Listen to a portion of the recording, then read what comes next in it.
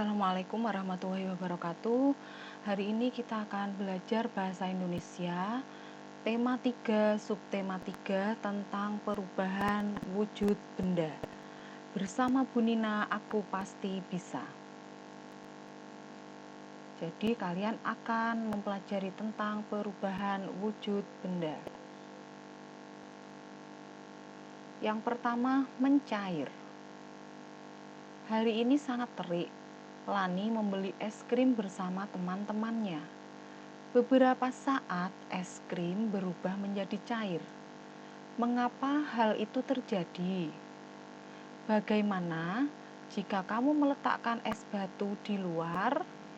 Tentu saja lama-kelamaan es tersebut akan berubah menjadi air, bukan? Begitu juga ketika kamu memegang coklat.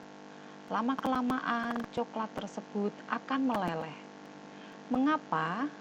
Coklat meleleh karena terkena panas tanganmu. Perubahan wujud dari padat menjadi cair disebut mencair atau meleleh atau melebur.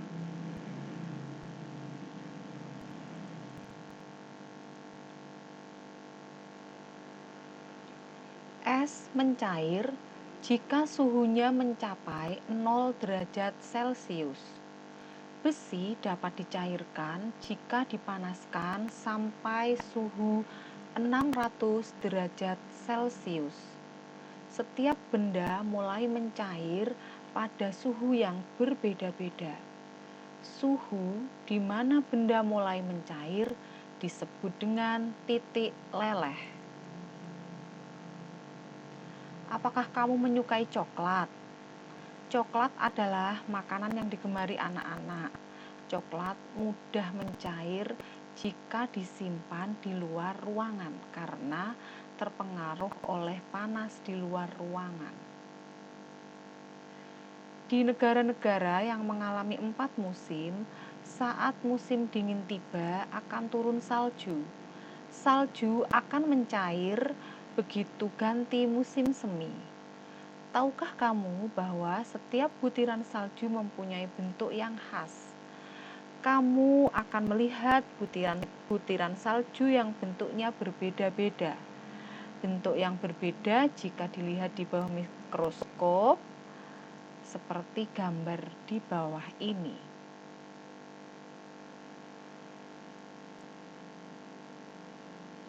Pernahkah kamu menyimpan air dalam plastik di lemari pembeku atau lemari es atau kulkas? Apa yang akan terjadi dalam beberapa jam? Tentunya air akan berubah menjadi es, bukan? Meskipun kamu membuka ikatan plastik itu, ternyata es tidak akan tumpah. Mengapa demikian? Wujud air berubah dari cair menjadi padat. Perubahan wujud dari cair menjadi padat disebut dengan membeku.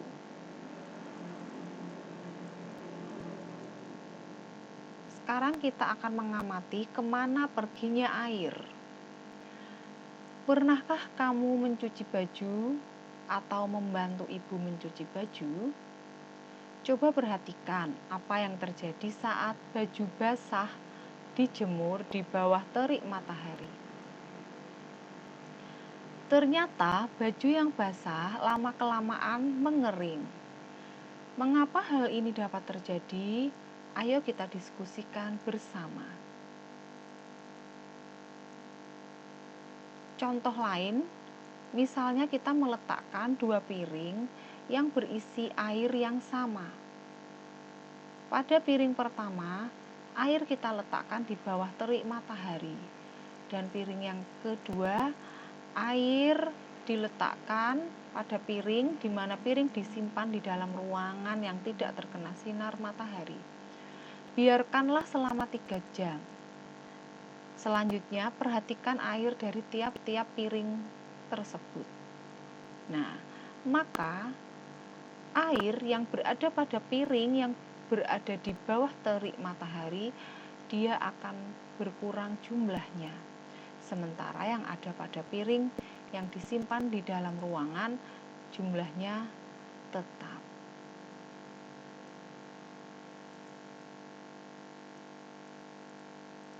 Nah, kita akan mempelajari tentang menguap. Menguap merupakan peristiwa perubahan wujud dari cair menjadi gas. Seperti pada contoh sebelumnya tadi, ada 2 contoh peristiwa menguap. Peristiwa ini disebabkan oleh pemanasan. Contoh peristiwa menguap adalah baju basah yang dijemur lama-kelamaan mengering. Air dalam baju menguap karena terkena panas matahari. Contoh yang kedua adalah air yang berada pada piring di bawah terik matahari, airnya akan berkurang.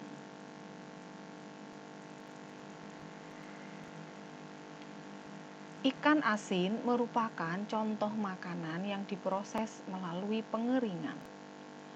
Dalam pengeringan ikan dijemur di bawah terik matahari. Mengapa? Agar kandungan airnya menguap. Ikan pun menjadi kering. Nah, kalian bisa menyebutkan makanan tradisional yang lain yang dibuat dengan cara pengeringan. Nah, setelah mempelajari tentang membeku, menguap, dan mencair, mari kita cocokkan berdasarkan pernyataan yang benar. Yang pertama, membeku. Ya, perubahan wujud dari cair menjadi padat. Menguap, perubahan wujud dari cair menjadi gas. Mencair, perubahan wujud dari padat menjadi cair. Kalian bisa menuliskan tabel ini pada buku catatan kalian. Selanjutnya adalah mengembun. Mengembun adalah proses perubahan wujud dari gas menjadi cair. Ada 2 contoh peristiwa mengembun dalam kehidupan sehari-hari. Ketika kalian memasukkan pecahan-pecahan es batu ke dalam gelas, sisi luar gelas mula-mula kering. Beberapa saat kemudian, sisi luar gelas terdapat bintik-bintik air. Perhatikan ketika kalian naik mobil pada saat cuaca cerah. Kaca jendela mobil bagian dalam kering. Ketika hujan turun, kaca mobil bagian dalam menjadi buram. Apabila kalian menempelkan telapak tangan pada kaca, telapak tangan menjadi basah. Bagaimana peristiwa itu dapat terjadi? Mari kita simak. Mungkinkah es yang mencair dapat menembus gelas? Mengapa sisi luar gelas menjadi basah? Kamu perlu memahaminya. Bacalah penjelasan berikut. Jadi, udara di sekitarmu banyak mengandung uap air. Ketika uap air bersentuhan dengan benda-benda yang lebih dingin atau suhunya rendah, maka berubah menjadi bintik-bintik air. Jadi, tetes-tetes air di sisi luar gelas bukan berasal dari dalam gelas. Akan tetapi, tetes-tetes air berasal dari uap air di sekitarnya. Itulah penjelasannya. Kalian sudah memahaminya, bukan? Nah, sekarang mari kita perhatikan pernyataan berikut sehingga dalam pernyataan ini bisa menjadi urutan cerita paragraf. Nah, yang nomor 1, pernahkah kamu melihat atau menggunakan kapur barus? Kapur barus dapat dijumpai sehari-hari. Bentuknya bulat dan beraneka warna. Apakah kegunaan kapur barus? Kira-kira selanjutnya kita menggunakan pernyataan yang mana untuk melanjutkan paragraf ini? Ya. Oke, yang kedua adalah kapur barus digunakan untuk menghilangkan bau yang tidak sedap. Biasanya diletakkan di lemari, di sela-sela pakaian, atau di kamar mandi. Selanjutnya adalah Ya, nomor 3. Apa yang terjadi pada kapur barus? Lama-kelamaan kapur barus akan mengecil dan habis. Apa yang terjadi? Kapur barus lama-kelamaan mengecil dan habis karena terjadi perubahan wujud pada kapur barus. Perubahan wujud dari padat menjadi gas. Perubahan wujud dari padat menjadi gas disebut menyublim. Peristiwa menyublim mengakibatkan kapur barus mengecil dan habis. Ketika kapur barus berubah wujud menjadi gas, tercium bau wangi di udara.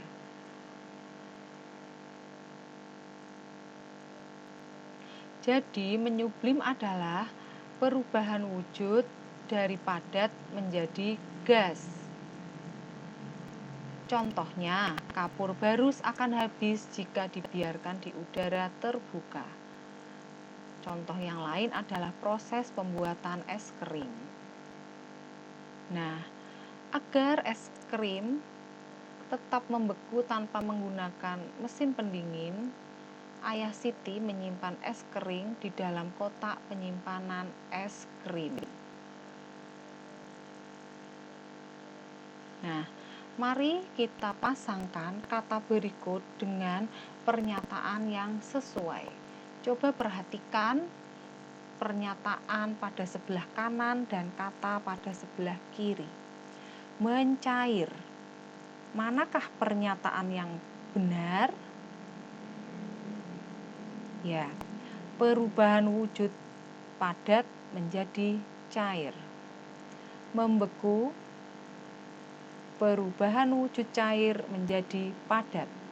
Menguap, perubahan wujud cair menjadi gas. Mengembun, perubahan wujud gas menjadi cair. Menyublim, perubahan wujud padat menjadi gas. Kalian bisa menuliskan pernyataan ini, kata yang ada pada sebelah kiri dan pernyataan pada sebelah kanan pada buku catatan kalian. Tahukah kamu perubahan wujud juga terjadi dari benda padat, dari benda gas menjadi padat. Perubahan wujud benda dari gas menjadi padat disebut menghablur atau mengkristal. Jika kita tinggal di negara 4 musim, maka akan melihat embun beku di pagi hari di musim dingin. Embun beku tersebut seperti kristal es yang menempel pada tanaman. Hal ini terjadi karena uap air di udara yang berwujud gas berubah menjadi padat.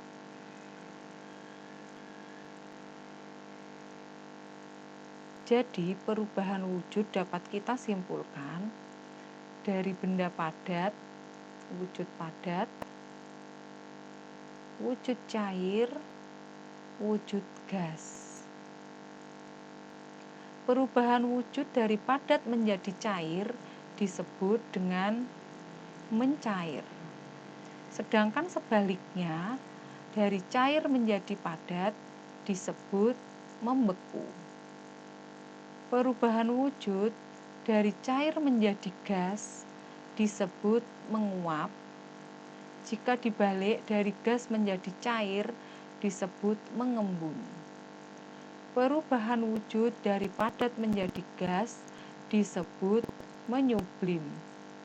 Jika dibalik dari gas menjadi padat disebut menghablur atau mengkristal.